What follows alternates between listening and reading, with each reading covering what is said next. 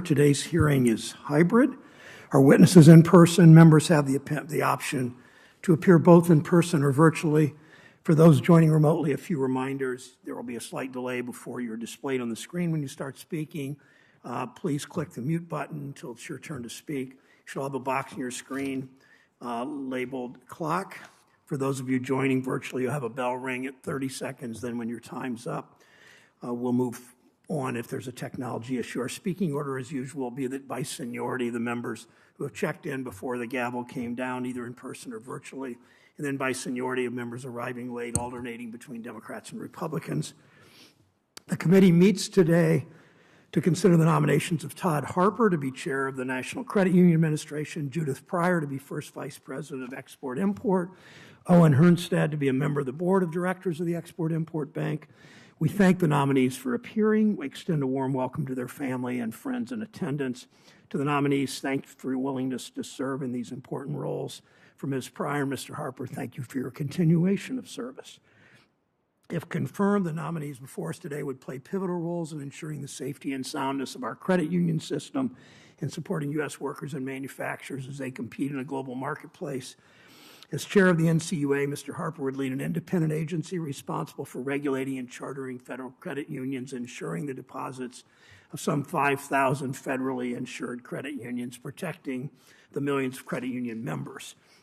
As first vice president and member of the board of directors, Ms. Pryor and Mr. Herrnstadt would be 2 of 5 directors of XM, playing an important role in helping level the playing field by stepping in to offer export financing when the private sector is unwilling or unable to provide it. The nominees before us are well qualified for these roles. They possess the background, training, and experience to take on the many challenges that this country faces today. Mr. Harper is President Biden's nominee for chair. He was first confirmed by the Senate with a bipartisan vote to the 3-member board in 2019, designated as chairman this year. Prior to serving, he's director of the NCUA's Office of Public and Congressional Affairs and chief policy advisor to 2 former chairs. As the first NCUA career staff member to serve on the board, he understands the role that credit unions play in local communities. He's the first openly gay leader of any federal financial regulatory agency. Mr. Harper previously served as a staff in the U.S. House of Representatives, including staff director for the Subcommittee on Capital Markets, Insurance, and Government-Sponsored Enterprises. Congratulations, Mr. Harper, on being renominated, and welcome back to the committee. In July, President Biden renominated Judith Pryor to the board of directors. She's proudly a native Ohioan, hailing from the eastern Cleveland suburb of Richmond Heights. She has more than 25 years of international business, finance, and public policy experience. The Banking and Housing Committee supported her nomination as a board member of XM in 2018 and 19. She worked with former chair, Republican Kimberly Reed, and current board member Spencer Backus to reopen XM after a 4-year shutdown of all medium and large transactions, which abandoned workers and stalled the creation of more manufacturing jobs. Prior to joining XM, Ms. Pryor served as Vice President for External Affairs at OPEC. It's always good to see an Ohio on the panel. Ms. Pryor knows how important XM is to my state. So many states represented by Democrats and Republicans on this committee. Congratulations and welcome. Final nominee today is Owen Herrnstadt. For 30 years, Mr. Herrnstadt has served in various roles at the International Association of Machinists and Aerospace Workers, an organization representing hundreds of thousands of workers from across the country and a very important organization in my state. He currently sees as Chief of Staff to the International President and Director of Trade and Globalization. He assists in running one of the largest manufacturing and transportation unions in the country, spanning several industries, working with many leading export companies. At IAM, he's developed policy on international trade and human rights and international labor standards, all very important to me and to this committee. He served on the XM Advisory Committee. Welcome, Mr. Herrnstadt. Thank you for your many years, especially on behalf of working people. A confirmed board is important to continue the bipartisan work started under President Trump to rebuild the capability of the bank. American workers and businesses need a fully functioning XM. The pandemic slowed all economic activity, but China continued its massive deployment of export financing to assist their state-backed companies. 2020 XM's medium and long-term export credit financing was 1/10 the amount offered by the Chinese government to their exporters. I work with Chair Crapo, Chairwoman Waters, and Ranking Member McHenry on the 2019 reauthorization to ensure that EXIM is focused on economic competitiveness with China and expanding small business support. Our nominees today will be charged with continuing implementation of that bipartisan reauthorization. Ranking Member Toomey. Thank you, Mr. Chairman. Mr. Harper, Ms. Pryor, Mr. Herrnstadt, welcome to the committee. Mr. Harper has served on the NCUA's bipartisan board since being confirmed in 2019. Before he was named NCUA's chair in January of 21, he appeared to have a reasonable approach to regulation and a good working relationship with his colleagues. However, since being named chair, it seems that Mr. Harper has been prioritizing the administration's global warming agenda in a way that raises some questions that I'd like to explore. Just last month in a meeting on August 19th, 2021, with the NCUA's newly formed Climate Financial Risks Working Group, Mr. Harper noted, and I quote, "The credit union's field of membership is often tied to a specific worksite or an industry like an oil refinery or agriculture," end quote. And then a separate quote, "To remain resilient, such credit unions will need to consider adjusting their fields of membership, altering their loan portfolios, or protecting the collateral that backs their homes," end quote. I hope that these quotes are not intended to suggest that there should be an allocation of credit based on perceived climate risks, and I look forward to exploring that with Mr. Harper. Turning to the EXIM Bank, Ms. Pryor has been nominated to serve as the first vice president, and Mr. Herrnstadt's been nominated to serve on the board of directors. I continue to remain deeply skeptical of the EXIM Bank and its mission and its role in the global economy. Since joining the Senate, I've advocated for sensible reforms to EXIM, but proponents of EXIM continue to block these reforms. In my view, it was ill-advised for Congress to reauthorize EXIM in 2019 for an historic 7 years without a major reform at all to protect federal taxpayers. And taxpayers ultimately bear the risk that is taken by EXIM Bank. And let's be clear. EXIM wins business by either systemically underpricing the risk that private markets would otherwise absorb or taking on risk that private markets wouldn't bear at any price. Since 2018, EXIM's default rate has tripled to 1.5%, and it may soon breach the 2% statutory caps on defaults. Now, Congress has laid out a clear corrective measure in the event that the default rate cap is breached, and that is that EXIM must temporarily freeze lending that exceeds its current book of business until the default rate drops back below the 2% statutory cap. Unfortunately, the Biden administration wants to avoid such reasonable taxpayer protections. Instead, the Biden administration is asking that Congress double the EXIM Bank's default rate cap to 4%. So instead of fixing a default problem, the Biden administration wants to ignore the problem of rising defaults by changing the metrics and simply tolerating still more defaults.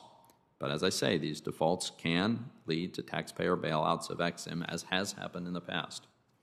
As part of the EXIM's reauthorization in 2019, Congress created a new EXIM China program to compete with the People's Republic of China and its massively subsidized export credits. Just as I feared then, the administration is now proposing that we engage in a race to the bottom with the Chinese government of all people. Specifically, as the Chinese government increases their giveaways to their exporters, the administration is looking to match those giveaways at the expense of U.S. taxpayers. We shouldn't be competing with China by adopting their worst practices. This is not the way to win a competition with the Chinese Communist Party. I'm concerned that propping up exports for this program will lead to further government subsidies. A U.S. export economy dependent on federal credit subsidies is not a recipe for long-term success. Rather, it leads to crony capitalism and the ossification of an economy. And of course, there's already crony capitalism at play in EXIM financing. Take, for example, one transaction that Ms. Pryor voted for in 2021. It's a deal guaranteeing an $85 million loan from J.P. Morgan to Qantas Airline for the purpose of buying jet engines from General Electric. So let's see. J.P. Morgan is the largest bank in America. Qantas is the largest airline in Australia. General Electric is one of the largest industrial companies in the world. Why do these companies need the American taxpayer to subsidize their deal? The obvious answer is they don't. These are some of the biggest, most sophisticated companies in the world with full access to the capital markets every single day of the week. Now, I recognize that my views are not the consensus views on this committee. I would prefer that we did not have federal taxpayers subsidizing these transactions at all. But still, I would hope that there's at least an agreement among our nominees that EXIM should not be the lender of first resort. And as required per statute, EXIM, and I quote, should supplement and encourage and not compete with private capital, end quote. I look forward to hearing Ms. Pryor and Mr. Herrnstadt on this aspect of EXIM activity and their plans should they be confirmed. Thank you, Mr. Chairman. Thank you, Ranking Member Toomey. Will the witnesses please stand and raise their right hands? Do you swear or affirm the testimony you're about to give is the truth, the whole truth, and nothing but the truth, so help you God? And do you agree to appear and testify before any duly constituted committee of the United States Senate? Thank you. Please be seated. If you would like to introduce family or friends as you begin your testimony, feel free to. Mr. Harper, you're now recognized for 5 minutes. Chairman Brown, Ranking Member Toomey, and members of the committee, I am humbled to appear before you today and grateful to President Biden for nominating me to serve a full term on the NCUA board. I'm also thankful to my longtime partner, Thomas Beers, for supporting my commitment to public service. Since the late 1990s, I have worked as an advisor, manager, and executive on banking, insurance, and securities legislation and regulation. These jobs have given me broad knowledge of financial services policy and a deep understanding of the many issues facing our nation's $2 trillion credit union system. These experiences have also deepened my appreciation for the role that the system of cooperative credit plays in the lives of 1 in 3 Americans. In speeches, I often talk about my parents, Dr. Ronald and Christine Small, and how they showed me the importance of forging consensus and bipartisan agreement. Today, I would like to share another story about them, one that led me to become an NCUA member and also to study business at Indiana University. In 1974, we moved to a new neighborhood, and I started earning $2 a week for completing chores. 2 blocks away from our house was a candy store, a terrible temptation for a 7-year-old. Soon, to pay for my purchases, I was spending my entire allowance and even dipping into my other assets, a coin collection of silver, quarters, nickels, and dimes. So when the holidays arrived, I had no money for gifts. I was in a tough spot. Fortunately, I obtained an interest-free loan from a local cooperative, the Bank of Mom and Dad, and learned important lessons about budgeting and saving that changed my habits.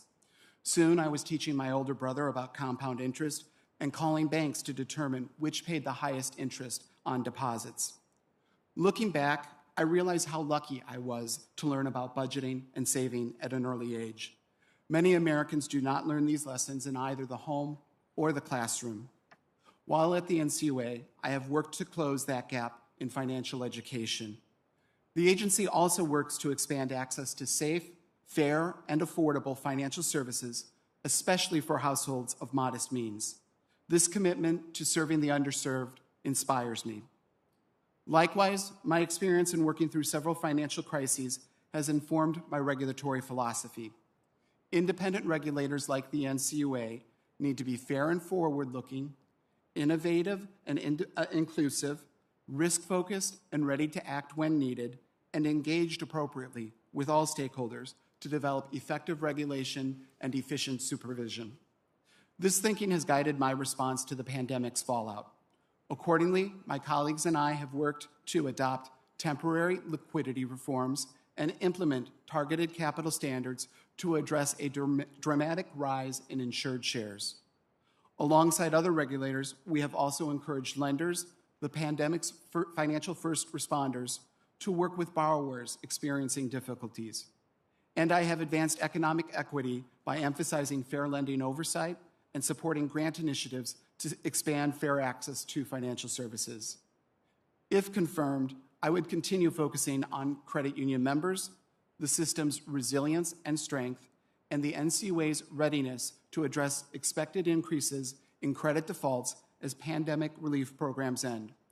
Consistent with the law, I would also continue prioritizing capital and liquidity, cybersecurity, consumer financial protection, and diversity, equity, and inclusion. In closing, our nation stands at a critical crossroad. We should pursue a path that will strengthen the system of cooperative credit, increase access to affordable credit in underserved communities, and create greater economic stability for families. My experience, knowledge, and dedication have well prepared me to navigate this road. If I am fortunate enough to be confirmed for a full term on the NCUA board, it would be an honor to continue working with the talented and dedicated staff at the agency to protect consumers and maintain safety and soundness of credit unions. Thank you for considering my nomination. I look forward to your questions. Thank you, Mr. Harper. Ms. Pryor. Welcome to the committee, Ms. Pryor. Thank you, Mr. Chairman, Ranking Member Toomey, members of the committee. I'm honored to appear before you today as the nominee for first Vice President of the Export-Import Bank of the United States. I'm deeply grateful to President Biden for nominating me, and I welcome the opportunity to continue to serve my country.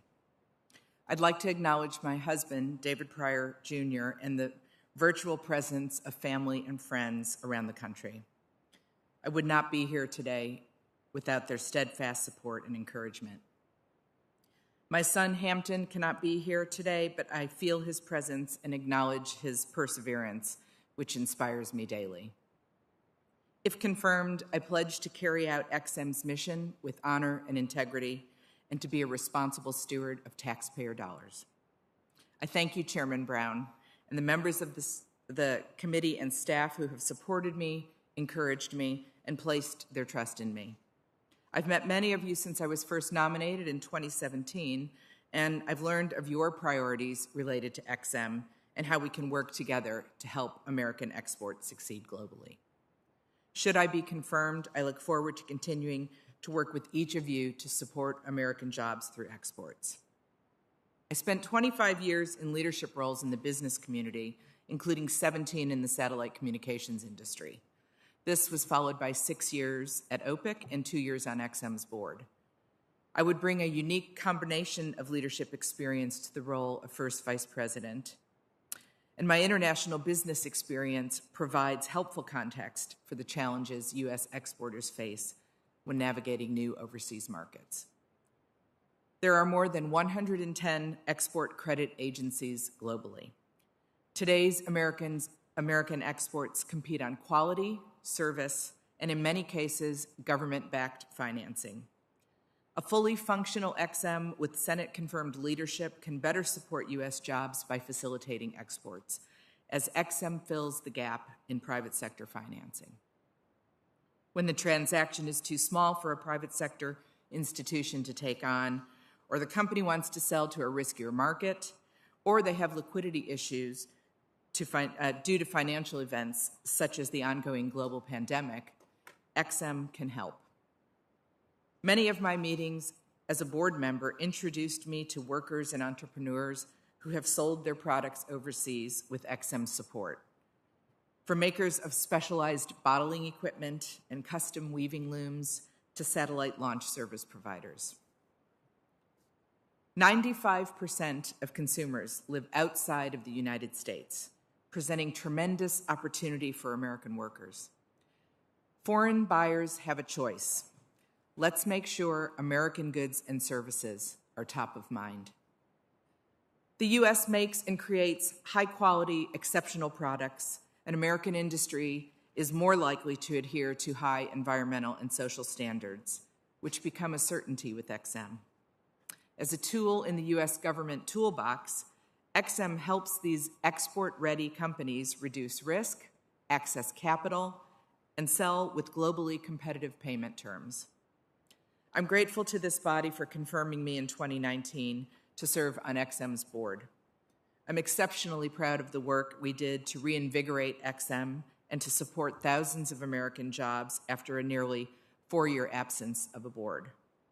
And I'm proud of our efforts to modernize policies and provide tools to support U.S. jobs when COVID-19 pandemic shut down the global economy. Should I be confirmed, I would look forward to building on those accomplishments and returning to work with a team of highly qualified, passionate professionals, including Congressman Backus, who remains on the board. I would also hope to continue my outreach efforts with the focus on clean energy and exports to sub-Saharan Africa. These areas provide enormous opportunity for overseas growth, and XM can play an important role in leveling the playing field. Distinguished members of the committee, thank you again for the opportunity to appear before you today, as I respectfully ask for your support to serve as first Vice President of XM. I believe my experience and background demonstrate my commitment to XM's mission and to modernizing the agency so it can be effective for years to come. If confirmed, I look forward to working with you, the business community in your states, insurance brokers, and lenders across the country to accomplish XM's mission of supporting and sustaining American jobs through exports. Thank you. Thank you, Ms. Pryor. Mr. Herrnstadt is recognized for 5 minutes. Chairman Brown, Ranking Member Toomey, and distinguished members of the committee, I'm honored to appear before you today as a nominee to serve on the Export-Import Bank of the United States Board of Directors. I want to begin by thanking President Biden for his confidence in nominating me to this important position. I would also like to thank the committee for scheduling this hearing and considering my nomination. Before I share more about my experience for the position, I would also like to recognize and thank my family who have joined me today. My wife, Stacy Grunman, my son, Eli, and my daughter, Dana, who is watching from her home.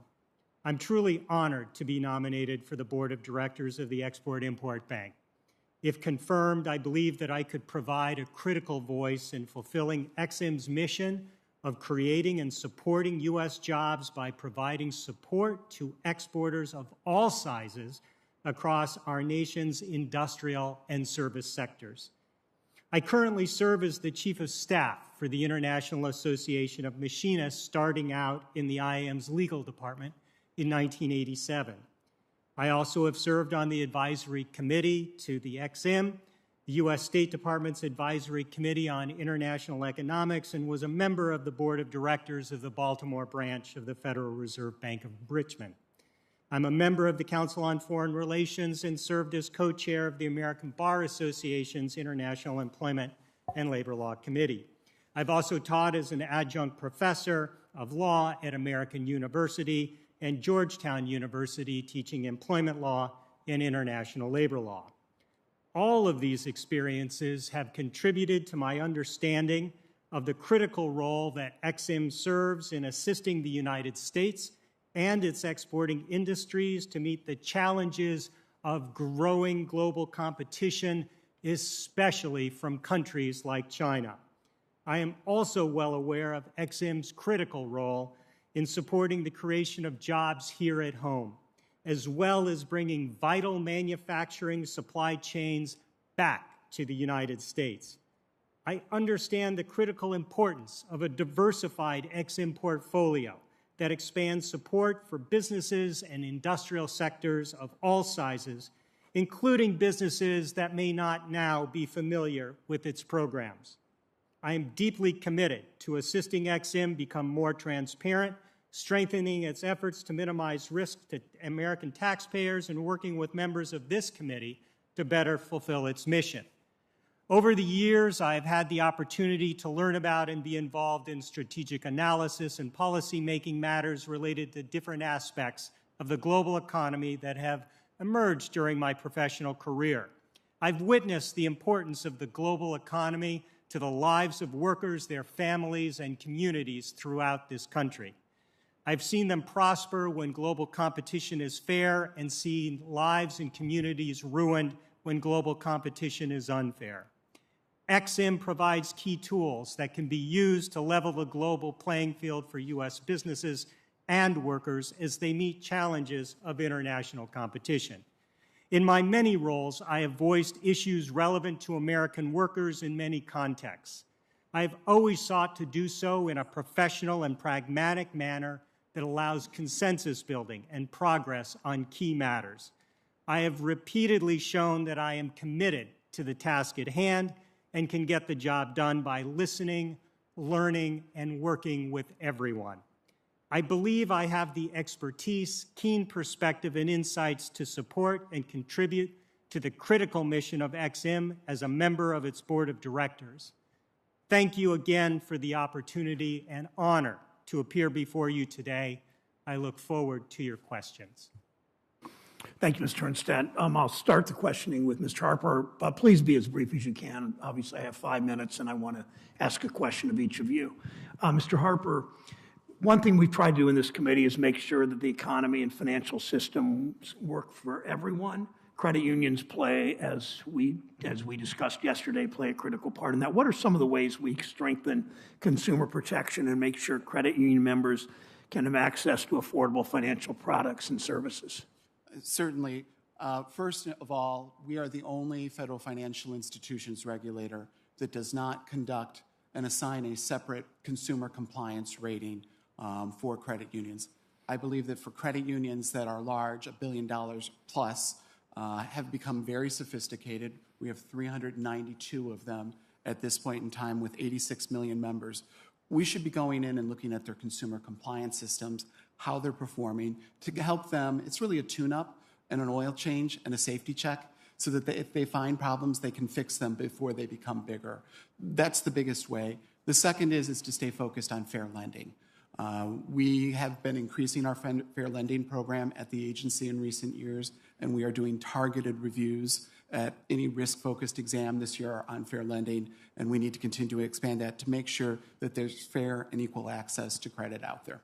Thank you. Thank you very much, Mr. Harper. Ms. Pryor, thank you as a board member, and Mr. Backus and Chair Reed for the work that you all did to reopen XM.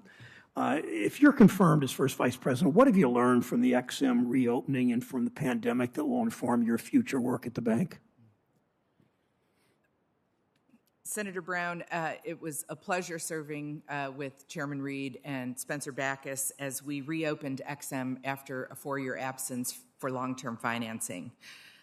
There's an incredibly passionate, dedicated staff at XM, and we helped with outreach efforts, business development efforts, if you will, as we worked to remind everyone that XM was again open for business.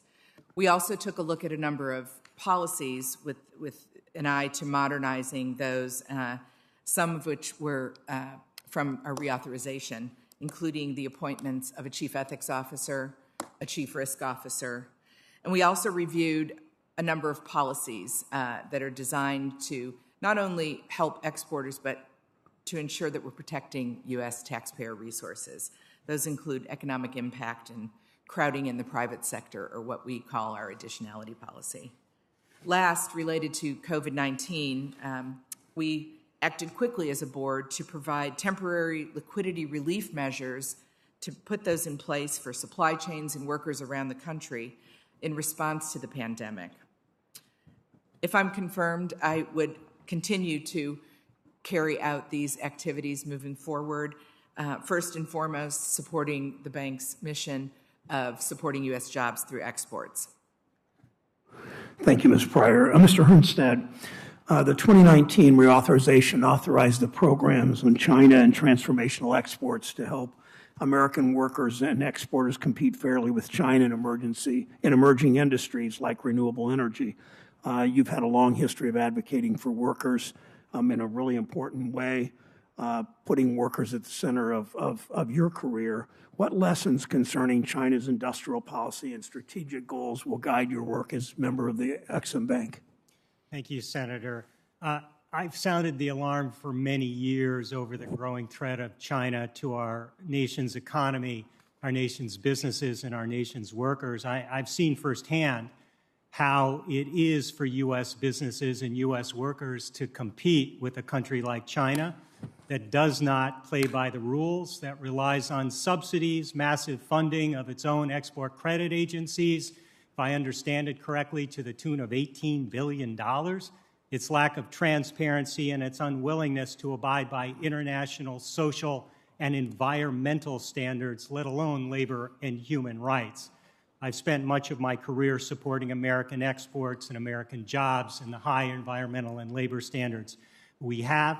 I know that when competing head-on, American workers and American businesses can win.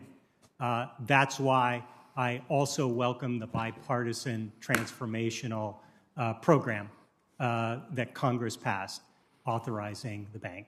Thank you. Thank you, Mr. Herrnstadt. Senator Toomey is recognized. Thank you, Mr. Chairman. Mr. Harper, as I noted in my opening statement, I'm concerned about financial regulators attempting to impose a climate change agenda, even though financial regulators are not actually environmental regulators and tend not to have expertise in this area. You've had a lot to say about the risks of climate change and extreme weather. You've talked about rising sea levels and extreme weather events. You said recently, and I quote, the NCUA should now focus on the financial risks related to climate change, end quote. In the many decades that credit unions have flourished in this country, all across this big continental nation of ours, as you know, we have extreme weather events every year. They've always happened. They continue to happen. I'm aware of a grand total of one credit union that failed as a result of an extreme weather event, and that was related to Hurricane Katrina, which of course nobody knows whether or to what extent that had anything to do with climate change, but it was certainly a severe hurricane. That particular failure cost the insurance fund, credit union insurance fund, $500,000. Are you aware of any other credit union failures as a result of extreme weather? I had staff look into this issue. There's a second credit union that also failed after Katrina, and there were a large number that were merged because of declining membership bases as their population. Do you know how much the second one cost the insurance fund? I don't know off the top of my head. We will get back to you. So for a sense of scale here, the $500,000 loss that we know of for the credit union that failed as a result of a storm that may or may not have had anything to do with climate change, that compares to losses to the insurance fund that are unrelated to climate. Do you happen to have any idea how much the insurance fund lost or had payouts that had to make post-2007? So there was a recent GAO study that said we had lost $1.5 billion on the share insurance fund over, I believe it was the last 15 years, but I would need to double check that. Yeah, so the figure I have is $2 billion, but maybe we're looking at slightly different periods of time or something like that. I just want to point out that the $2 billion in losses, not the GAO report did not suggest that any of that had anything to do with extreme weather or rising sea levels. Instead, they cited deficiencies in NCUA's oversight and weaknesses at the credit unions themselves in their risk management that had nothing to do with climate. Of course, $2 billion is 4,000 times $500,000. My point in this is that the real risks to the insurance fund, to the credit unions themselves, are the more mundane, ordinary management of their lines of business. And I hope that in your role that's what your focus will be on. So we as an agency, we should be looking at all material risks. I know that I was talking with a number of our examiners in the wake of Hurricane Ida and how much time they had spent working on disaster recovery plans with the credit unions, urging them to step up. That's part of the all material risks that we should be looking at overall. Yeah, I just hope you appreciate the scale of this. Let me move on because I've got limited time here. Ms. Pryor, I mentioned during my opening comments that the largest and arguably most successful bank in America got an Ex-Im guarantee to provide financing for the largest airline in Australia and one of the most successful in the world so that they could buy engines from one of the largest industrial companies in the world. Do these companies have access to private capital? Senator, we look at each of the transactions that come before the board, weigh them against our statutory requirements and XM policies. I know, I understand, but it's a simple question, though. Yeah. Does Qantas Airline, J.P. Morgan, and General Electric, do they have access to private capital? One of the policies that we implement on the board is what we call, as I mentioned in my opening remarks, additionality, or crowding in the private sector, to make sure that if private sector financing is available. So I'll try a third time. Do these three firms have access to private capital? Senator, it's not a hard question. I think we both know the answer. It's not, and okay. I can't speak to them. I know that these came before us, that we followed OECD pricing guidelines, that we review all of our internal policies, including those related to I'm sure you followed internal policies. I just wish you could be direct about this. We all know that the largest and most successful firms in the world, in the history of the world, have access to private capital. They can borrow money to buy to buy airplanes and to buy components for airplanes. The only reason they would turn to XM instead of doing it the way most transactions are done is if they got more favorable terms, which makes my point. The taxpayers are subsidizing these giveaways to these big, very, very successful companies, and clearly displacing private capital. This is a transaction that illustrates that. Senator Tester is recognized from his office remote. Thank you, Mr. Chairman. Ranking Member Toomey. And look, I'd be hard to disagree with Ranking Member Toomey, as the taxpayers are subsidizing some of the biggest businesses so they can be competitive, because quite frankly, other countries are subsidizing their biggest businesses. And in order to be competitive, that's why we need the XM Bank. I'd also point out that the taxpayer also subsidizes climate change. And that's why we don't have the bank failures we have, or credit union failures. We've got forest fires, we got drought, we got flood. I had the worst year I've ever had on the farm, not by a little bit, by a lot. We've got hurricanes. I'm going to stay in business because of the federal government on my farm. And my neighbors are going to stay in business because of the federal government. And you can say that same thing about the hurricanes. And by the way, if they wouldn't stayed in business, those banks would be in a world of hurt and they would go broke too. So I think you're right on both counts. Taxpayer subsidizes climate change, and it subsidizes some of the biggest businesses for good reason on both, I might add. I have a question for Pryor and Herrnstadt. Sorry for using your last names, for Judith and Owen. And it goes to what many of us are passionate about, and that's small businesses, and how can XM help small businesses export their goods and services. So what steps do each of you, and we'll start with Judith, do you think the bank can take to increase its presence and outreach in rural states to help more small manufacturers export? Thank you, Senator. It's nice to see you again. Small businesses are very important to XM, and if I am to be confirmed, I will make sure that this remains a top priority. XM helps reduce the risk of exporting. In fact, 90% of XM's transactions are with small businesses. We acted quickly during COVID to ensure that we could ease paperwork deadlines and waive fees so that we could keep workers working and keep small businesses afloat. We've expanded our digital outreach capabilities. Everything had to go online, as you know, webinars, online events. We really leaned in to help the staff with their outreach efforts here. This is a top priority, and if I'm confirmed, it would remain a top priority, and I would very much welcome the opportunity to work with you and other members of the committee in your states to help us continue to grow this educational effort so that we can help more small businesses succeed in the international marketplace. Owen, would you like to respond to that too? Yes, thank you, Senator.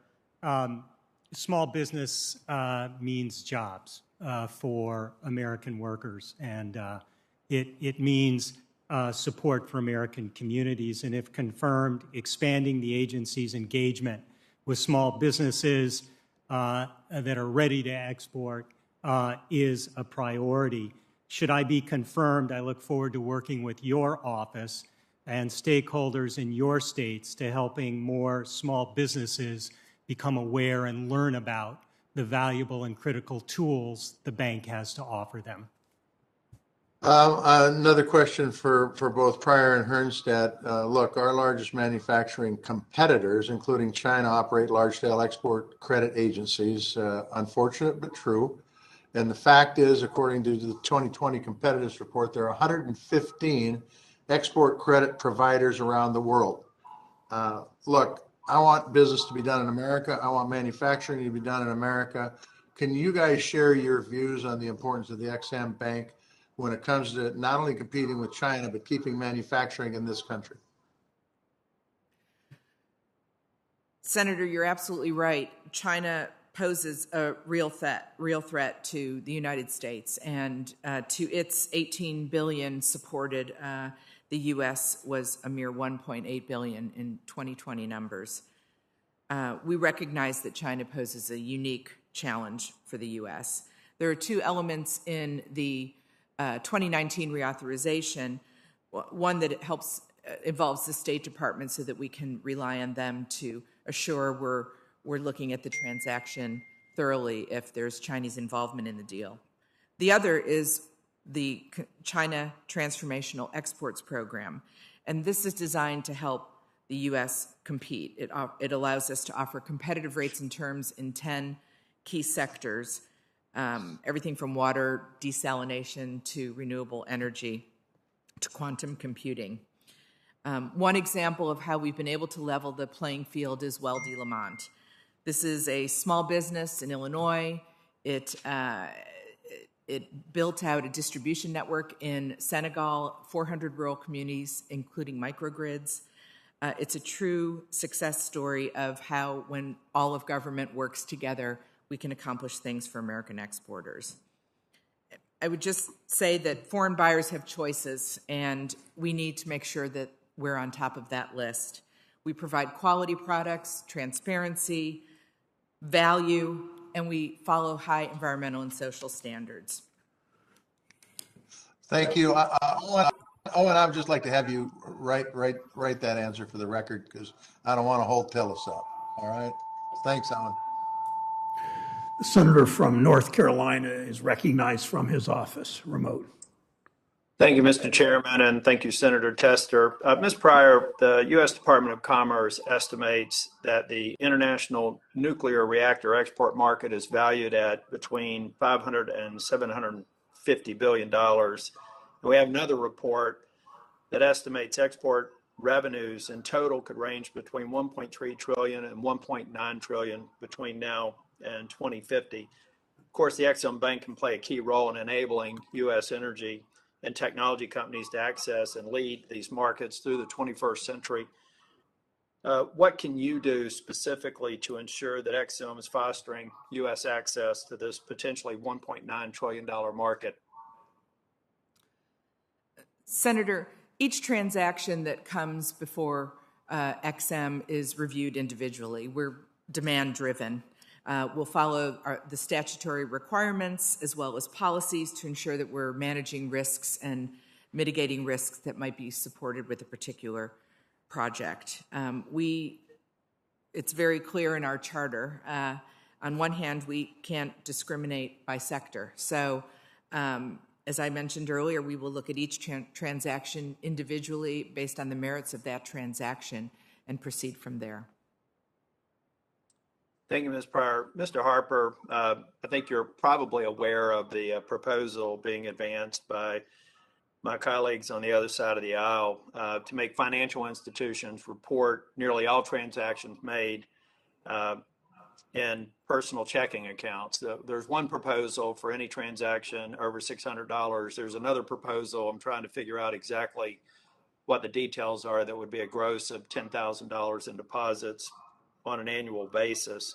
I think both the proposals are bad in my view, but can you confirm for me that credit unions would be included under this, what I consider to be an overreach of policy?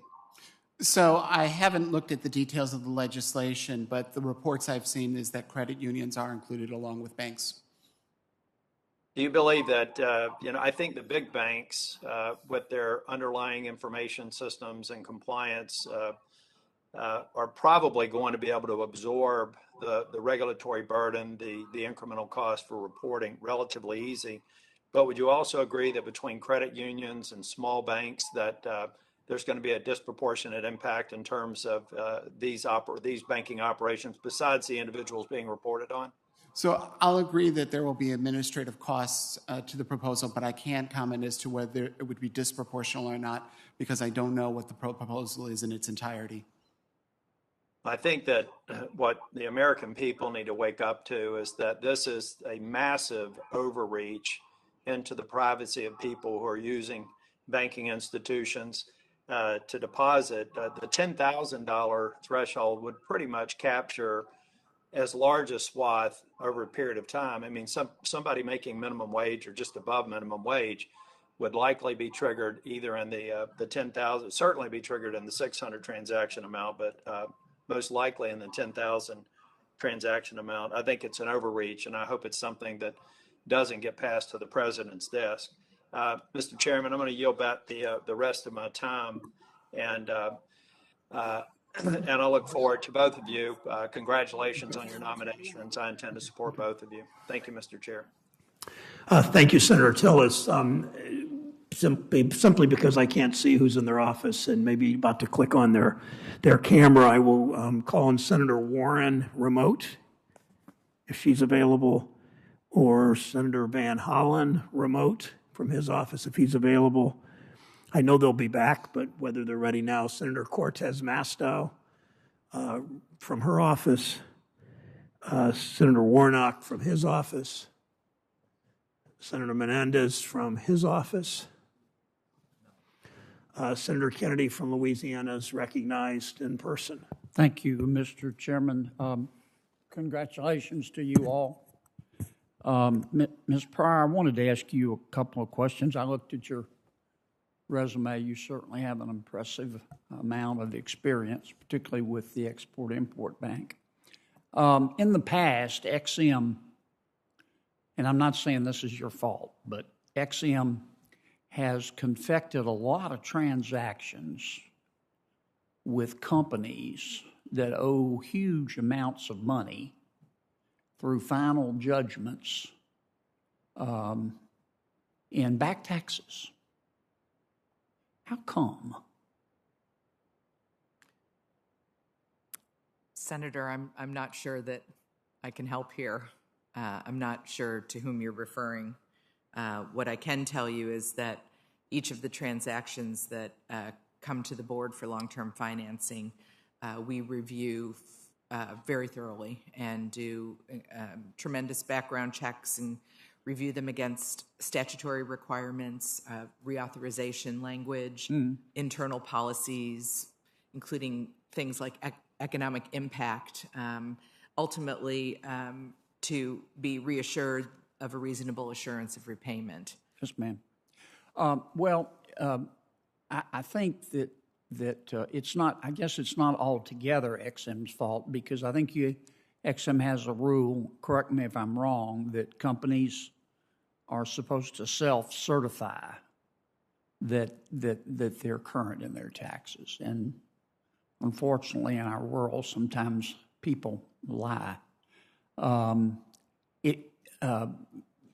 If you return to XM, would you agree to access the databases that we have to review applications to make sure that the companies are current in their taxes? And I'm not talking about someone with a tax dispute with the IRS.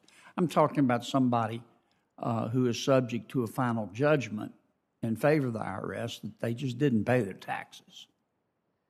Senator, I'll confirm that I would continue to ensure that the staff, to the best of their ability, gather the necessary information to review these transactions.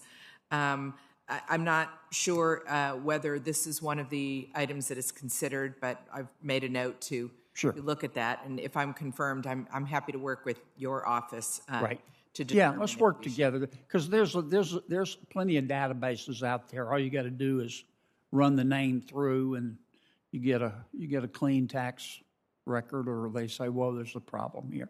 Let me ask you one other question based on your experience at XM.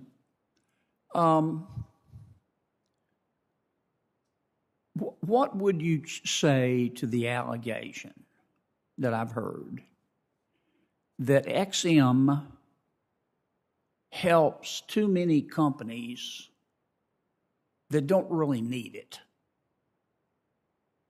That they could access capital on their own,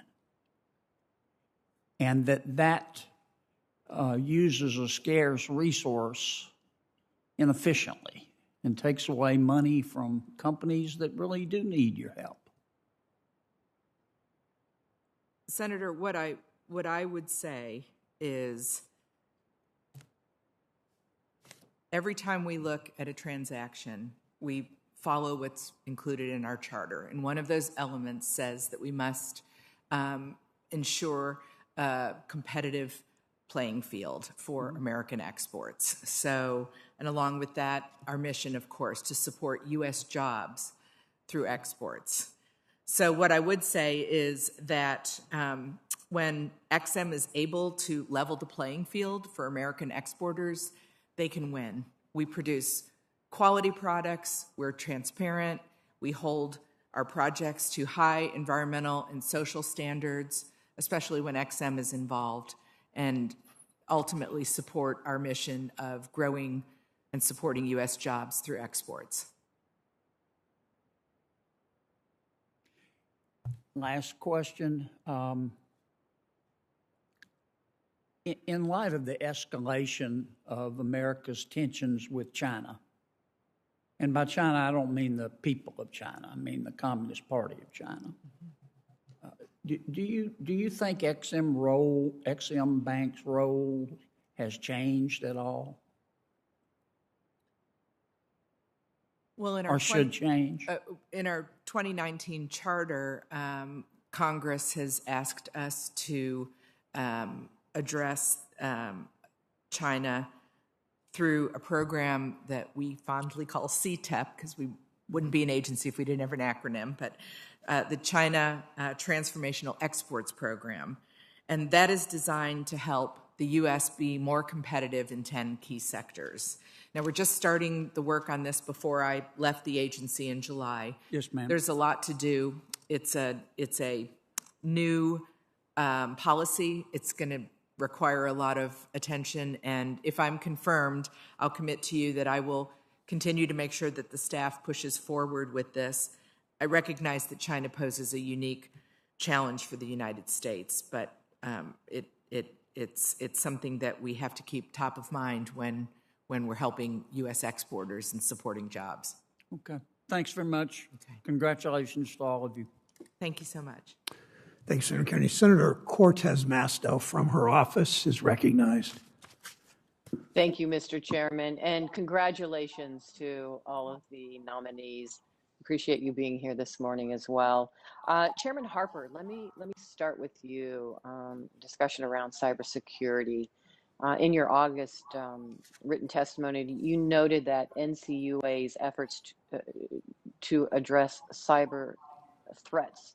And I guess my question to you is, how does NCUA's Community Development Revolving Loan Fund grant initiative support cyber security investments? And can you talk a little bit about how the NCUA is working to address cybersecurity threats? Certainly, Senator. The Community Development Revolving Loan Fund is a fund that is appropriated by Congress each year. We assume the administrative costs, so every dollar that goes in to the fund that's appropriated, we put out. This year, we brought back our cybersecurity grants. We gave out approximately $500,000 worth of them. The maximum was $7,000. These went to smaller, low-income credit unions, typically less than $100 million size in assets, so that they could take and get the programs and the support that they need to support them on cybersecurity overall. Taking a bigger step back, on cybersecurity. Certainly, it's our goal is to try and stop all material risks, both within the agency and within the system. We've been increasing our sophistication and examination systems. We currently have a program that's in pilot called Intrix CU, and we hope to roll that out later next year so that we can improve our cybersecurity oversight. Thank you, Senator. That's wonderful to hear. Thank you. Another question I have, I was supportive of the Anti-Money Laundering and Corporate Transparency Act of 2020. And how is the NCUA implementing the significant changes occurring under the act? And are there any concerns that we need to be aware about in Congress with respect to implementation of the act? Very much appreciate the question. First, staff at all of the agencies involved are meeting on a weekly basis to develop the draft materials as well as to refine the plans for implementing the law. In addition, the principals at the agencies meet on a monthly basis. I met with my counterparts just earlier this week on Monday, working through those issues. At this point in time, I'm not aware of any concerns about implementing the law, except that it does take us some time and we're working as quickly as possible. I appreciate that. And so as you work to implement it, please work with my office. If there's any concerns in the implementation or anything that we need to be aware of, I would appreciate knowing that so we could correct it if need be. Ms. Pryor, let's talk about supply chain constraints.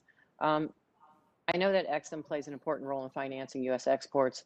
In July of 2020, Exim's board utilized the temporarily expanded Supply Chain Finance Guarantee Program and Working Capital Guarantee Program to help ensure that a liquidity crisis didn't become an insolvency crisis.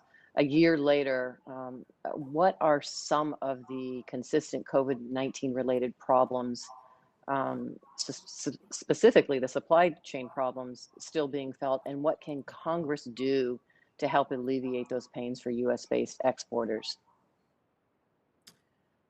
Thank you, Senator. Yes, you're right. You're right. We implemented during my time when I was still on the board, within a month after COVID-19 began shutting down the global economy, we implemented liquidity relief measures designed to help small businesses and workers with liquidity issues. One example of a supply chain guarantee that you referred to is 60 suppliers that were that fed into that were small businesses and fed into a U.S. steel based business just needed liquidity relief. So we were able to provide them help so that they could keep their employees working. And the same thing with Working Cap. Embraer in Melbourne, Florida, we were able to support through that 800 jobs, and they actually hired 70 new jobs. Their policy was that planes, their business jets were picked up once they were paid, but with the global economy shut down, nobody could go get those planes. So continuing to help small businesses by limiting or easing restrictions, requirements, deadlines for their paperwork is another way. Senator, I'm not at the bank right now, but I very much would look forward to working with you if I'm confirmed to discuss ways moving forward that we can continue to help small businesses and workers and other businesses around the country remain solvent and fluid, and I look forward to that opportunity if I'm confirmed. Thank you. I'll take you up on that. Mr. Chairman, I know my time is expired. I will submit the rest of my questions for the record. Congratulations again to all the nominees. Thank you, Senator Crasmastos. Senator Kramer from North Dakota is recognized. Thank you, Mr. Chairman. Thank you, Senator Toomey. Thanks to all of you, and congratulations to each of you. I'm going to jump right to, you've been talking about China and the authorization, or really responsibility we gave to the Export-Import Bank and reauthorization to focus on competitiveness, particularly to mitigate some of the challenges of doing work in China. We've also had, I understand, a pretty robust discussion about climate, and so I'm going to try to combine the two and talk specifically at the Export-Import Bank about the opportunity I think that China challenge presents, and a recognition that transferring U.S. climate guilt through policies that embolden our competitors who have no climate conscience makes no sense.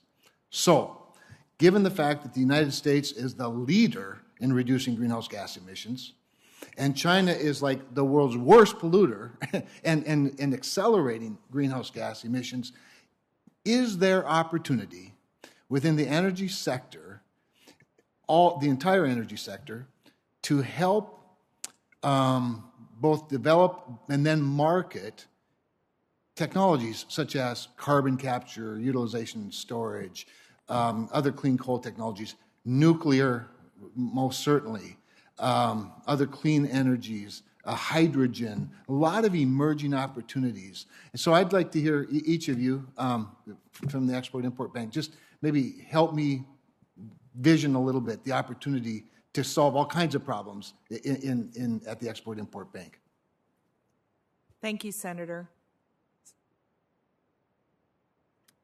A couple of thoughts on that. First, we're demand-driven, so any energy project that comes before the board is weighed on the merits of that particular transaction. XM's mission is to support U.S. jobs through exports. Those companies need to be export ready. So I would think that this was a great opportunity for a whole of government approach for other USG agencies to help along those early stage businesses or technologies that will help transition us to less carbon intensive projects, including carbon capture and sequestration or fusion, hydrogen, et cetera. Thank you, Senator. I think it presents a great opportunity for U.S. workers and U.S. businesses and the bank's mission to support exporters that support jobs. I must confess I'm not at the bank now, and if confirmed, I'm looking very forward to discussing this matter with you and getting your ideas, and of course, discussing the matter with XM staff, other members of the board, and stakeholders to find out their ideas, how we can move forward. Well, thanks to both of you, and you'll be invited. We've had a lot. I helped lead the charge to reauthorize the bank a couple of years ago with Senator Sinema, and the China obligations. It's a challenge for sure. It's an important one, and but so are these other things. And I just think I loved your answer, by the way, about a whole of government approach, because that's one of the challenges I see in our government are all these silos that don't necessarily work together, and we talk at each other instead of with each other. And I really do think there are solutions out there that bridge all of this.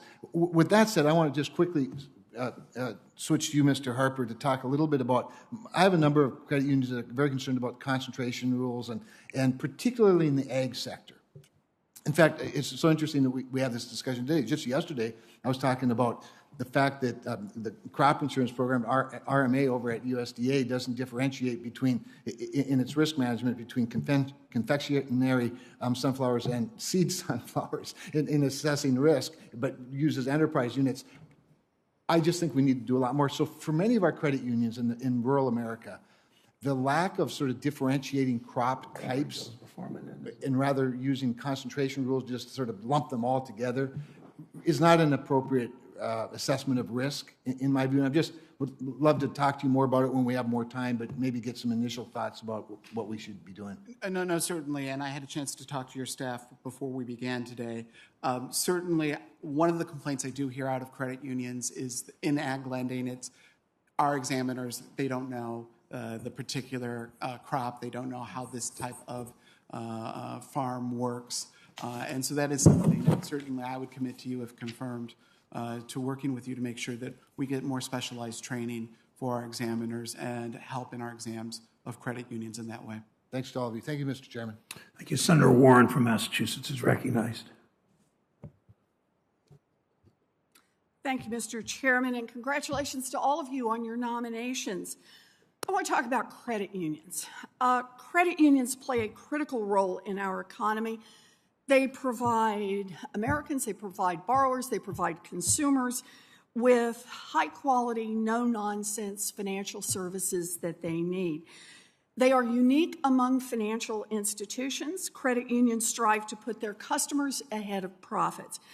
And that is, after all, the credit union motto. Not for profit, not for charity, but for service.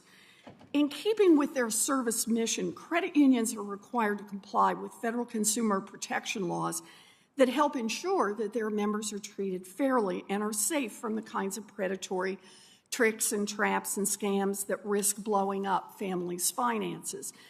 Chairman Harper, the NCUA recently conducted a review of credit unions' compliance with our consumer protection laws.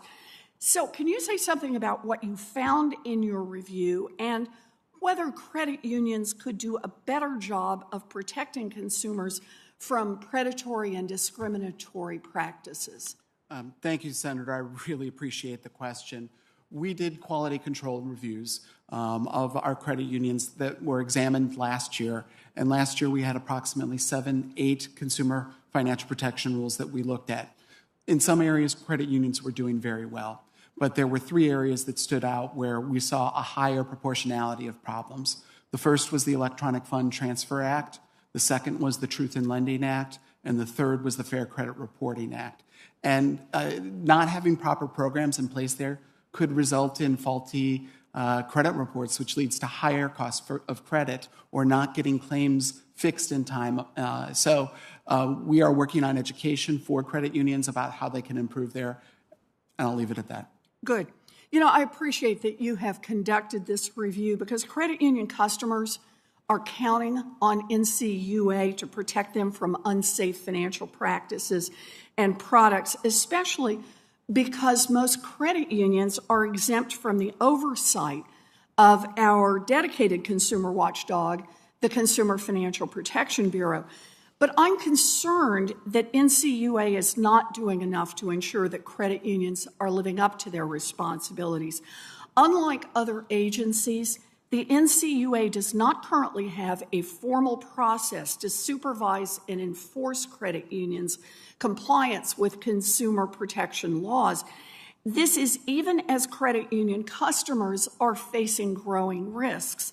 The number of large credit unions, which tend to offer more complex and riskier financial products, similar to what big banks have to offer, continues to grow every year. So, Chairman Harper, how could a dedicated consumer protection compliance program at the NCUA help credit unions and their customers? Great question. I want to put it in context just a little bit about what you said there. Today, we have 392 credit unions with more than $1 billion in assets. More than $1 billion. $1 billion. Mm-hmm. And they serve 86 million members. So it's quite a sizable part of the credit union system. Right now, in the banking world, the banking regulators go and they will do a separate consumer compliance exam and assign a separate rating for consumer compliance outside of the CAMEL system. We do work within the CAMEL system. We incorporate it into the management rating, but we don't look at the comprehensive picture. We look at discrete laws separately, and we do that on a rolling basis. By going in and looking at a dedicated program focused on our larger credit unions, we would be able to see where problems are and help credit unions fix the problems before they grow into big ones. I think that is a really helpful move to think about here. You know, our financial institutions need to be built around meeting consumers' needs, not taking advantage of them. And that is why a thriving and healthy credit union system is so important and why it's so critical that the NCUA take consumer protection seriously and look at it in the strongest possible terms. The NCUA's oversight needs to keep up with the changing credit union landscape and the heightened risks that it presents to customers. So I look forward to working with you to make that happen, Chairman Harper. Thank you. Thank you, Mr. Chairman. Senator Daines is recognized from his office, remote. Thanks, Chairman Brown. I'd like to start by discussing the very troubling proposal we've seen from the Democrats to impose these burdensome and intrusive IRS reporting requirements for financial institutions. This proposal, frankly, is chilling. It would require credit unions to report sensitive financial account information from nearly all of their customers. Beyond the burden this will place on financial institutions, this is an intrusion on the privacy of law-abiding Montanans and Americans. In the wake of several cyber attacks on and the potential insider leaks of information from Treasury and IRS, I think there's a real question as to whether taxpayers can reasonably trust the IRS to safeguard this information. The Credit Union National Administration, the National Association of Federal Insured Credit Unions, and others have all voiced their serious opposition to this proposal, noting correctly that credit unions already face a wide range of reporting responsibilities. These include Forms 1099 and 1098, suspicious activity reports, currency transaction reports, and many others. Question for Chair Harper, do you have an opinion on this proposal, and could you describe how this might impact your ability as a regulator? So thank you. I am aware of the proposal. I haven't gotten down into the details of the proposal, but what I'd like to do is to take a look at it more closely and get back to you, if that's okay. Does it seem like a bit of an overreach? Again, I haven't looked at the details of it. I was asked earlier whether there would be administrative costs associated with this. Yes, there would be administrative costs, but I can't characterize how big, how much, without taking a deeper look at it. I'd like to turn to my next question and get your opinion on the structure of the NCUA board. Sure. Generally speaking, I believe boards with larger numbers of members foster diversity of thought and opinion. Groupthink in government, though, can be a dangerous thing. And it's very easy to slip into when there are fewer people around to voice opinions. The NCUA has a 3-member board, but only had 2 people from 2016 through 2019. In fact, since the NCUA came into existence back in 1979, the board has had a total of only 22 members over that span of time. Chair Harper, do you think NCUA may benefit from having a larger board, or do you think the current 3-member board is sufficient? So I think there are advantages and disadvantages. Certainly a disadvantage of going to a larger board would be higher costs for those board and perhaps slowing down the process. On the flip side of that, though, it would create more voices at the table, as you pointed out, in order to have more informed decision-making. In addition to that, I know that state regulators have long called for an increase in the size of the NCUA board. And one last observation, the Sunshine Act rules make it difficult for me to talk one-on-one with my fellow board members, because when you have a 3-member board, 2 people talking together is a majority, and you have to notice that. So a larger board would facilitate the board member to board member interaction. I also thank you for the comment. I just would note that looking at the reality of how many board members have actually been in these positions, given again we had nearly a 4-year run of having only 2 board members with the vacancies and so forth, and only 22 members since 1979. I think there's an argument here that just based on the reality of how many board members actually are sitting in the assigned seats, we may consider making that larger.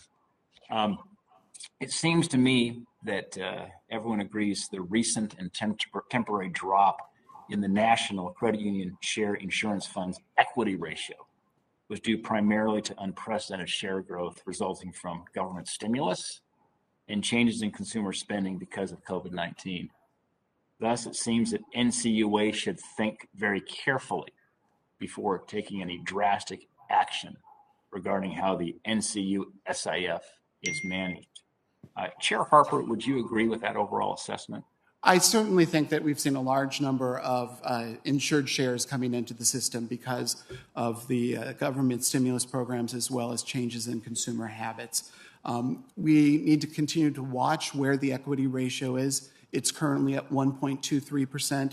It's expected to grow up to 1.28% by the end of the year, which will be above the 1.2% where we are required to develop a plan for bringing the fund up to its normal operating level. Certainly that I recognize this is not the right time to be charging a premium. I would like to see actually a countercyclical approach where we are building reserves in good times so that when bad times hit, you're not trying to take a premiums and assessments precisely at the moment when the credit union may be experiencing losses. Chair Harper, thank you. Senator Menendez is recognized for 5 minutes. Mr. Harper, last time you were before this committee, you recognized that, quote, Hispanic hiring is a weakness for the agency, that we are underperforming there, and we are going to be working on that to bring more people in, close quote. How has the NCUA addressed this weakness in Hispanic hiring? So first of all, I wasn't able to say it at the time, but I am now able to say that our new head of the Office of Minority and Women Inclusion is somebody of Hispanic descent. In addition to that, the board, as part of its mid-session budget, just authorized 2 things. One is to look at culture and diversity and how we do the hiring process to address the very issue of improving hiring. The second thing that we have done is a pay equity report that we have funded that we're going to be taking a look at to make sure that people are getting what they earned and that there are not disparities based on race, sex, or other factors. Mm-hmm. Well, I appreciate pay equity. That cuts across many lines, and it's nice to have a culture diversity engagement. I am looking forward to see the individual who you say was hired. But this is not a new issue for the NCUA. The agency's 2021 Office of Minority and Women Inclusion report found that, quote, NCUA's Hispanic Latino population continues to be an underrepresented group as compared to the civilian labor force. Knowing this, I will hope you would have a plan to increase Hispanic hiring. It is the largest minority in the country as of the last census.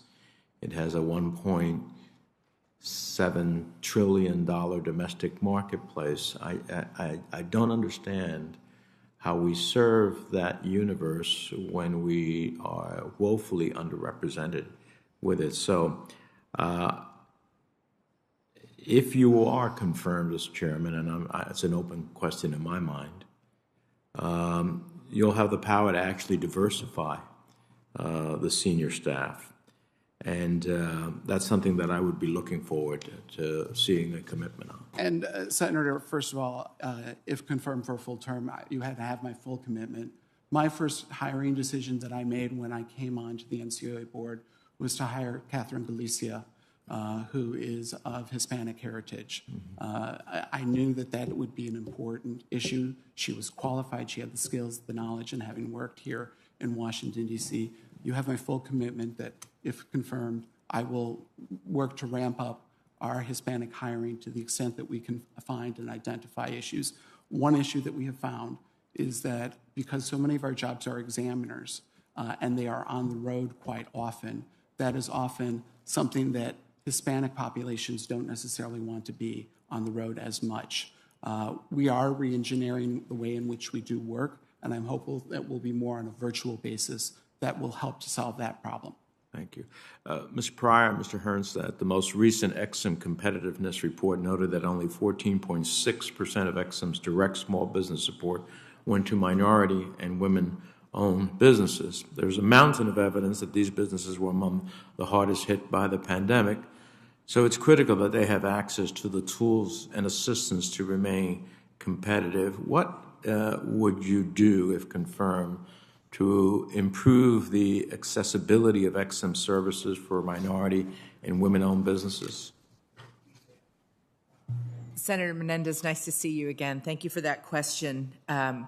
Minority and women-owned businesses play an important role for the bank, and there's a team dedicated to support outreach efforts. In fact, once the bank had reopened and we had a board quorum again, I and Chairman Reed and Spencer Backus spent much of our time helping with outreach efforts and business development efforts to minority and women-owned businesses and other small businesses around the country, vet-owned, and those with disabilities as well.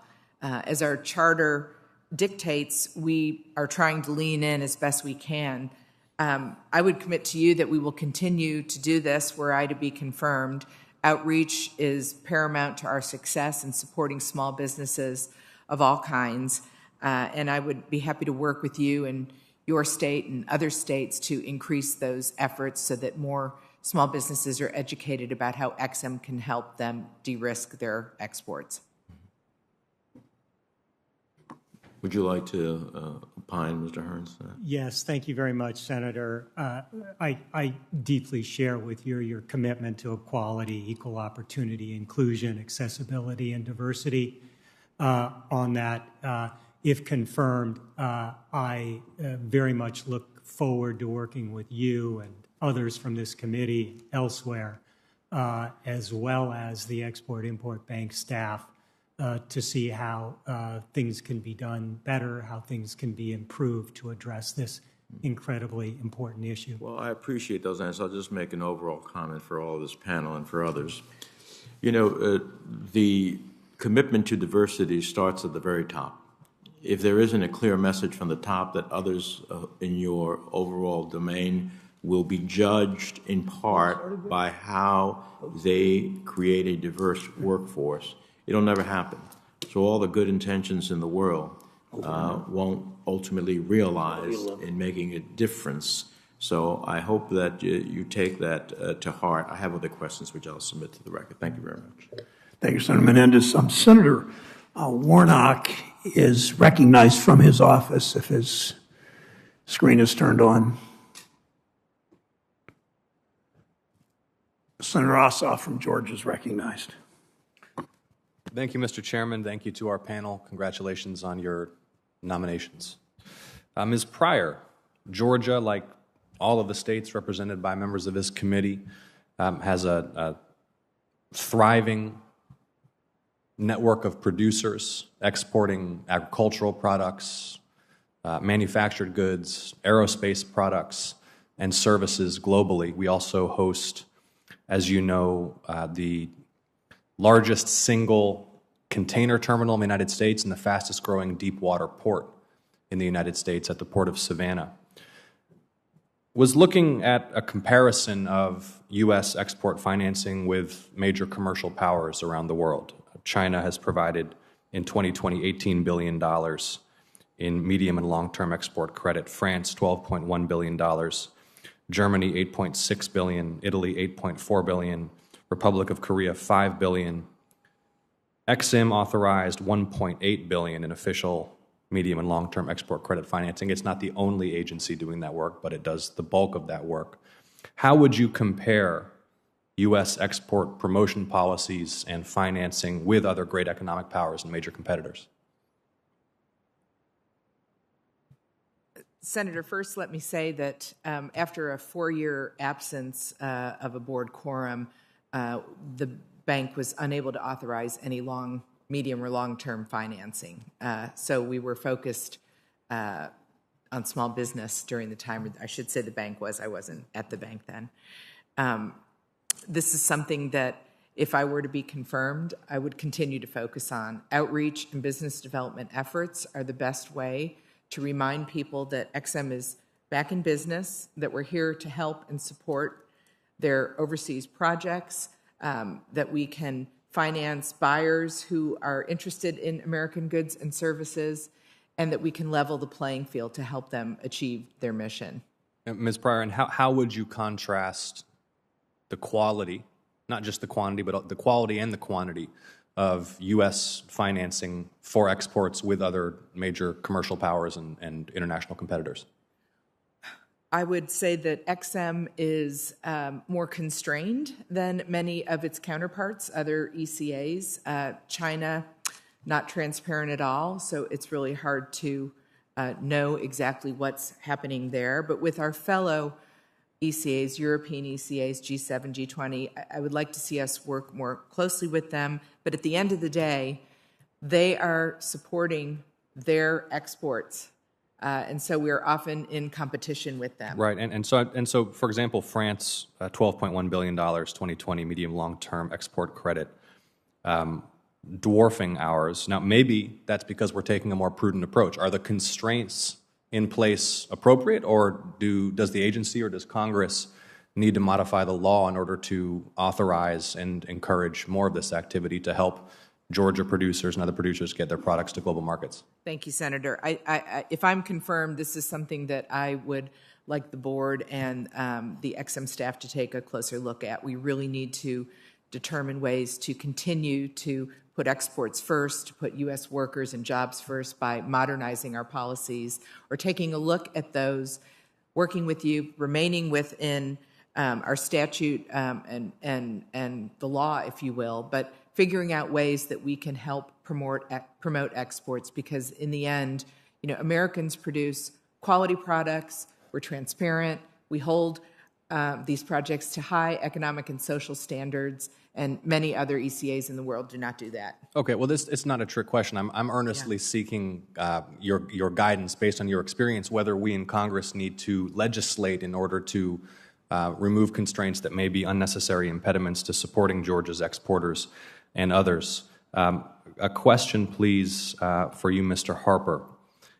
How do the authorities that the NCUA would have and has to promote sound cybersecurity practices at credit unions contrast with the authorities that regulators of commercial banks can apply? So one very big difference is that banks, bank regulators have the ability to go and see third-party vendors. The NCUA does not have that authority, so it's a blind spot for us. It's a blind spot, in fact, that FSOC, GAO, and our own Inspector General have asked us to close. And do you have the authority to close that without congressional action? No, it would require statutory change. Okay, well, if confirmed, will you sit down with me and my staff and the chairman and determine whether there's some action that we should take swiftly? Absolutely. We are working on a white paper that I will provide to you as soon as possible if confirmed. Thank you. Thank you, Mr. Chairman. Warnock. The senator from Minnesota is recognized for 5 minutes. Thank you, Chair Brown and Ranking Member Toomey, and welcome to all of our panelists. Thank you so much for being here, and thank you for your willingness to serve. I'm going to this morning direct my questions to Mr. Harper. Mr. Harper, thank you very much for our conversation and recently, and also for your work on the NCUA board over the last couple of years. I appreciated the conversation that we had recently on my bipartisan bill, the Credit Union Employee and Member Safety Act, which is designed to simplify the process for expelling a credit union member who violates credit union rules. And this bill, as you and I discussed, came to be because I heard alarming concerns from Minnesota credit unions talking about experiencing members who were harassing of staff, stealing credit union assets, or committing other crimes. And luckily, Minnesota's state legislature has already changed the law for state-chartered credit unions so that they can address these challenges. But I think that this is something that we need to address for federally chartered credit unions as well. So I just wanted to say that I look forward to working with you on this issue. Absolutely. I want to address my other question to you also. This is around the issues of climate risk. We had Chair Powell here in front of this committee earlier this week, and I have asked him several times, though not this week, about climate-related risks in the financial system. And as the top regulator of credit unions, what do you see as the climate risk affecting credit unions? So there are certainly several. We've seen increasing number of storms, sizable storms, overall increasing costs, and those affect credit unions in different ways, depending on where they are situated and located throughout the country.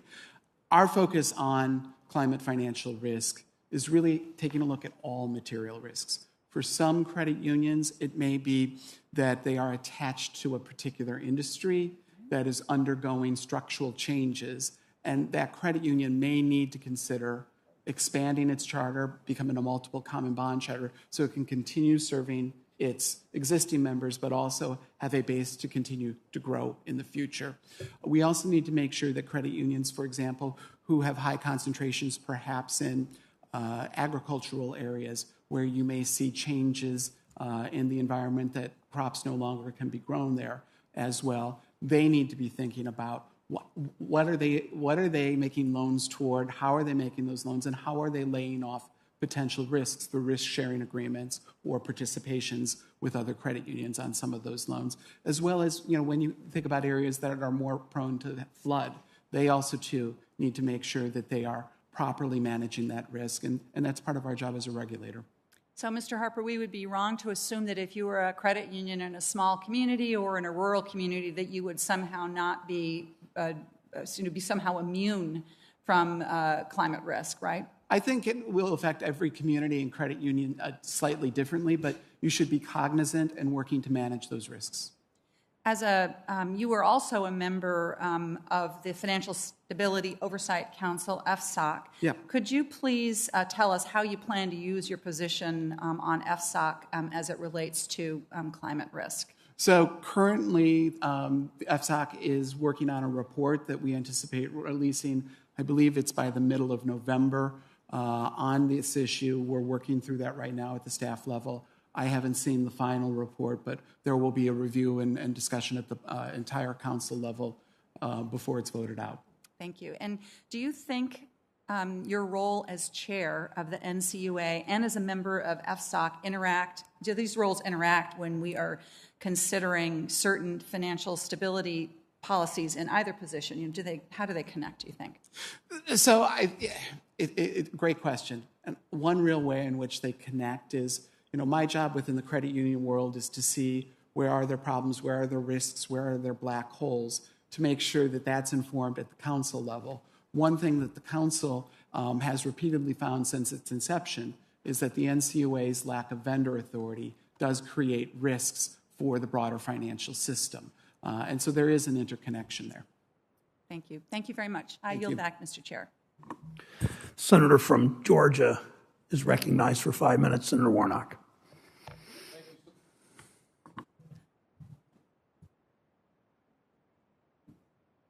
Thank you so much, Mr. Chair. Congratulations to our witnesses for their nominations to the NCUA and EXIM. Credit unions and community banks are vitally important in the state of Georgia, especially when it comes to servicing smaller towns, rural areas. Some are even located in churches. They provide not only checking and savings accounts for their communities, but they help families to afford a mortgage or to afford an automobile for that matter. Small business loans to entrepreneurs to get their companies off the ground. And MDIs and CDFIs also play a key role in this area, servicing communities that otherwise have trouble accessing credit. When COVID-19 began to spread last year, it hit the communities served by these institutions particularly hard and brought into sharp focus the inequities that we see all the time. Mr. Harper, what will you do as head of the NCUA to support these vital sources of basic financial services and capital in underserved areas, and what's your plan? I completely agree with you about the importance of CDFIs and MDIs. It's that church credit union that's only open for 4 hours on a Sunday. It's making some $4,000 loans on a personal need to somebody to help get them through a hard time or help them to afford something that they need for their family. And we don't want those to go away. First, we are working to increase awareness about MDIs. We actually, this morning, had our third roundtable with regional MDIs out in the Western region, where we're soliciting input from MDIs about how can we improve our MDI program. The board has dedicated to increasing staffing for our MDI program so that we can actually provide more support to minority depository institutions. Interestingly enough, we've actually seen a growth in the number of MDI credit unions during the last year. More have actually self-selected and identified themselves as MDIs. And one of the reasons why is we've been making them aware of the resources that we provide. One last thing on MDIs and their support. We've been pushing for them to use the Emergency Capital Investment Program that Treasury has created. We have quite a few applications from credit unions there to use as secondary capital. And in addition to that, certainly increasing funding for the Community Development Revolving Loan Fund We dedicate at least 50% of the MDIs that apply will get grants through the Community Development Revolving Loan Fund. If we had more money, we could support MDI efforts better. Great. I think this is often a missed opportunity, and so I'm grateful for any efforts to lean in there. There's a lot of entrepreneurial interest in many of these communities, community development opportunities, but the issue is capital often. Yeah, and I have said repeatedly in speeches, just the numbers of small businesses, of people of color who went out of business at the start of the pandemic. You know, it was 17% of businesses overall, but it was 41% of Black-owned small businesses. I have said credit unions have a moral imperative to step up and help fill that hole, and I have certainly been talking to them about it. I'm certainly working to make sure that they are aware of the programs that can be done to support it, and certainly many of them did step up through the PPP program to provide those short-term temporary loans that help keep many businesses alive and afloat. And speaking of small businesses, the latest unemployment data for Georgia shows an unemployment rate of 3.5%, which is lower than it was in March 2020 before the pandemic. The number of unemployed Georgians is now what it was pre-pandemic. So that's good news. And it's indicative that the programs put in place, the CARES Act, actually worked. And this year, the American Rescue Plan solidified those efforts. Still, we're not out of this. There are folks who are still struggling, particularly in our small businesses. And we know that businesses are critical to the American economy, and providing tools to help small business exports will only help in our recovery. Ms. Pryor, between 2014 and 2020, 76% of exporters supported by EXIM in Georgia were small businesses. Could you explain to me your commitment to small businesses and how you plan on potentially increasing EXIM's support of them? Senator, small businesses have always been a priority for the bank. Last year, in 2020, 90% of the transactions were with small businesses. We have outreach efforts designed to help educate them about the services that are available to them, the tools, if you will, in the U.S. government's toolbox. And what's so important to keep in mind is that with 95% of consumers living outside of U.S. borders, there's tremendous opportunity. And our nation is founded on many small businesses and entrepreneurship. Companies that export tend to grow faster. Their employees tend to make a higher wage. They tend to be more profitable, and they also tend to weather financial crises, such as the COVID-19, better. So, Senator, I would look forward to working with you if I'm confirmed to the position of First Vice President at XM to see how we can continue to keep that number high in Georgia and grow it even further. I know I'm a little over time, but Mr. Herrnstadt, you seem to agree with Ms. Pryor. Can you say something about your own commitment in this regard? Yes, I believe that small business is a priority at the bank, and if confirmed, I'm looking forward to working with you and your staff and the XM staff to make sure that it's expanded and that more U.S. jobs are supported by more U.S. exports. Thank you. Thank you so very much. Thank you, Senator Warnock. Senator, as we close, Senator Toomey has a statement. Thank you, Mr. Chairman. I will be brief, but I want to inform you and our witnesses. I have noticed a disturbing trend whereby nominees who have come before this committee have responded to the written questions that we submit, that we call the QFRs, or questions for the record. Witnesses have provided identical answers, and in other cases, very nearly identical answers. So I would just like to remind witnesses that I certainly expect that their answers will be their own. Thank you. Thank you, Senator Toomey. Thanks to the three nominees for joining us today. Useful discussion of the issues. I hope we can work together as a committee to move forward quickly on the nomination of these three very qualified nominees. For senators who wish to submit questions for the hearing record, these questions are due close of business Tuesday, October 5th. To the nominees, we'd like to have your responses on Monday, October 11th. Thank you again for your testimony today. With that, the hearing's adjourned.